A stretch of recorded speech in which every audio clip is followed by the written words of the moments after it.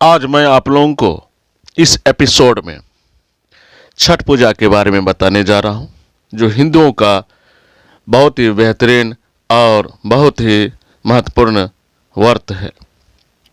ऐसे तो पूरे भारत में छठ की पूजा नहीं होती है, लेकिन उत्तर भारत में छठ की पूजा होती है। अगर कहा जाए बिहारी और यूपी वाले पूरे भारत में ही नहीं पूरे विश्व में छा गए हैं, चाहे वो पलायन का दौर हो या तो प्रतिष्ठित पदों पर आसीन वो विदेशों में हो, वहाँ भी वो रहते हैं तो छठ पूजा बड़े ही धूमधाम से मनाते हैं। तो चलिए हम शुरू करते हैं आप लोगों के सामने आज छठ पूजा के बारे में। तो छठ पूजा जो हम लोग मनाते हैं, आखिर कब से मना रहे हैं, क्यों मनाते हैं, इनसे क्या फ़ायदा है। हानि के लिए कोई काम नहीं करता है, लोग फायदे के लिए करता है। तो जितने भी हिंदुओं का पर्व त्यौहार है भाइयों बहनों, सभी के सभी लाभ ही देते हैं। अब मैं बता देता हूँ, छठ पूजा जब करते हैं तो घरों की सफाई होती है। क्या बात है। इसके पहले दीपावली है, उसमें भी घरों की साफ सुथरी इस तरह मतलब चारों तरफ से किया जाता है, साफ सुथरा होता है, स्वच्छता अभियान को पूर्ण करता है। तो कुल मिला के अगर इस तरह से सफाई अपने घरों को रखें तो बहुत अच्छी बात है। और चलिए इस छठ पूजा के महत्व के बारे में बताने जा रहा हूँ। माँ छठ पूजा का महत्व क्या है, उनसे हमें क्या क्या लाभ है, इनके बारे में बताऊंगा। और गौर कीजिएगा और ध्यान से सुनिएगा, जब तक ये एपिसोड खत्म ना हो जाए आप लोग कहीं वीडियो छोड़कर नहीं जाइएगा। तो रही शर्त, और मैं बता रहा हूँ आप लोगों को पौराणिक और ऐतिहासिक छठ पूजा के महिमा के बारे में। तो सबसे पहले मैं बता दूं, छठ पूजा जो पर्व है वो कब मनाया जाता है। शुरू करते हैं। रहा ये छठ पर्व, इसे छठ या षष्ठी पूजा भी कहते हैं। यह कार्तिक शुक्ल पक्ष के षष्ठी को मनाया जाता है और ये हिंदुओं का एक पवित्र पर्व है। सूर्योपासना का यह अनुपम लोक पर्व मुख्य रूप से बिहार, झारखंड, पूर्वी उत्तर प्रदेश और नेपाल के तराई क्षेत्रों में मनाया जाता है। छठ पूजा का दूसरा अन्य नाम और है जो मैं आप लोगों को बता रहा हूँ। इसे छठ भी कहते हैं, इस व्रत को सूर्य व्रत भी कहते हैं, उषा पूजा भी कहते हैं, और षष्ठी प्रकृति माई के पूजा और छठ पर्व भी कहते हैं। चलिए समान पर्व, छठ पूजा के समान और पर्व मनाते हैं। छठ पूजा 3 तरह के होते हैं, लहरी छठ, चैती छठ, हर छठ। अनुष्ठान के बारे में बता रहा हूँ। हम लोग अनुष्ठान जो करते हैं छठ पूजा में, सूर्योपासना करते हैं, निर्जला व्रत करते हैं। निर्जला का अर्थ होता ना पानी पीना ना अन्न ग्रहण करना, पानी यानी जल का भी ग्रहण नहीं करना, इसलिए निर्जला व्रत कहते हैं। तिथि तो आप लोग जानते ही हैं, दीपावली के छठे दिन को हम लोग छठ पर्व मनाते हैं। उत्तर प्रदेश और खासकर बिहार में मनाया जाने वाला ये पर्व बेहद अहम पर्व है जो पूरे दुनिया में धूमधाम से मनाया जाता है। हिंदुओं के सबसे बड़े पर्व दीपावली को पर्वों की माला माना जाता है। 5 दिन तक चलने वाला ये पर्व सिर्फ भैया दूज तक ही सीमित नहीं रहती, बल्कि यह पर्व छठ तक चलता है। उत्तर प्रदेश और खासकर बिहार में मनाया जाने वाला ये पर्व बेहद अहम पर्व है जो पूरे देश में धूमधाम से मनाया जाता है। छठ केवल एक पर्व ही नहीं बल्कि महापर्व है जो कुल 4 दिन तक चलता है। नहाय खाए से लेकर उगते हुए भगवान सूर्य को अर्घ्य देने तक पर चलने वाला इस पर्व का अपना एक ऐतिहासिक महत्व है। इस ऐतिहासिक महत्व के बारे में मैं बताने जा रहा हूं कि छठ पर्व कैसे शुरू हुआ। इसके पीछे कई ऐतिहासिक कहानियां प्रचलित हैं। पुराण में छठ पूजा के पीछे की कहानी राजा प्रियंवद को लेकर है। कहते हैं राजा प्रियंवद को कोई संतान नहीं थी। तब महर्षि कश्यप ने पुत्र की प्राप्ति के लिए यज्ञ कराकर प्रियंवद की पत्नी मालिनी को आहुति के लिए बनाई गई खीर दे। इससे उन्हें पुत्र की प्राप्ति हुई, लेकिन वो पुत्र मरा हुआ पैदा हुआ।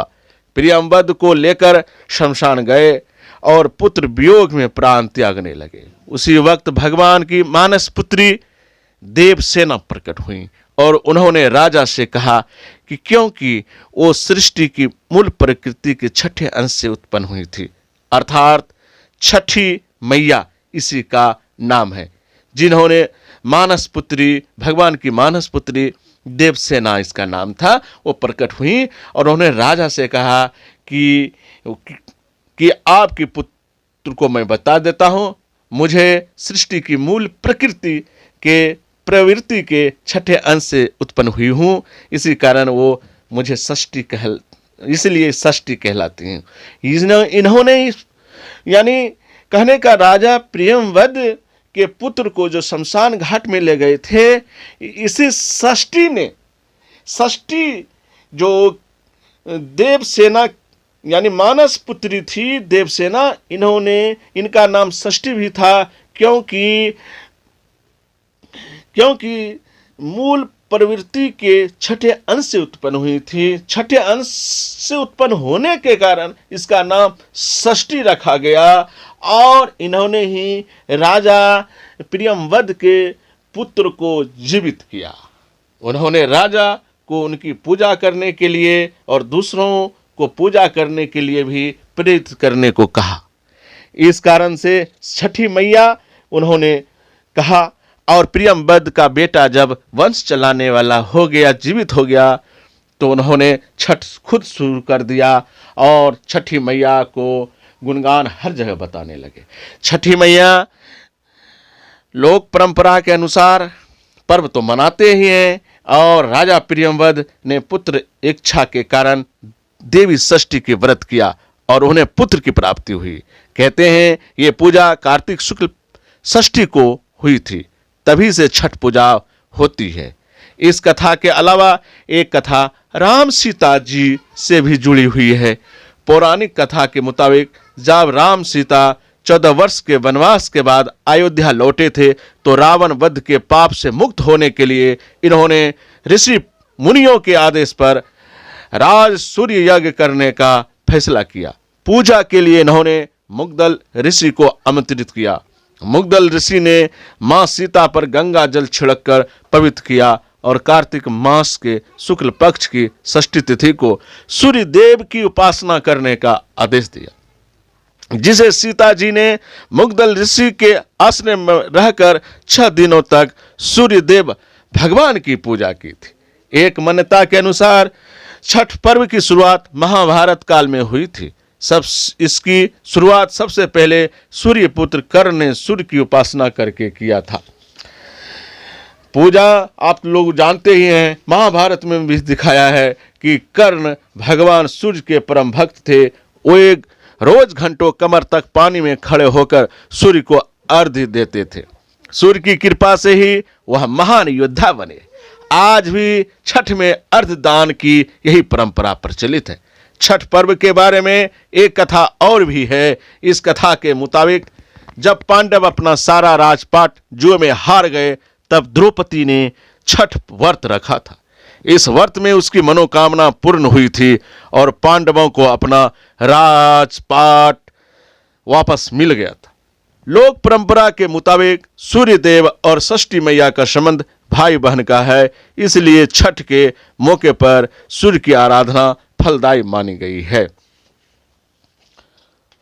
जैसा कि आप लोग जानते हैं, इस एपिसोड में हमने बताया और सूर्य के जो मंत्र हैं, षष्ठी मैया के मंत्र मैं बताने जा रहा हूं। ये अगर रोज आप करते हैं तो बहुत फायदा मिलेगा।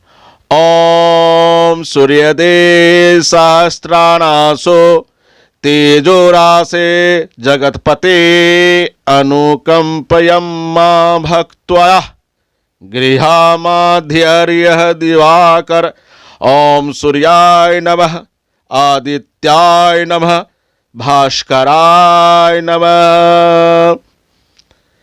इस तरह से ये एपिसोड मेरा खत्म होता है। आगे नए एपिसोड में हिंदू धर्म के जितने पर्व हैं उनके बारे में पौराणिक और ऐतिहासिक कथा को साथ में जोड़कर मैं आप लोगों को उनकी महत्ता के बारे में जानकारी दूंगा।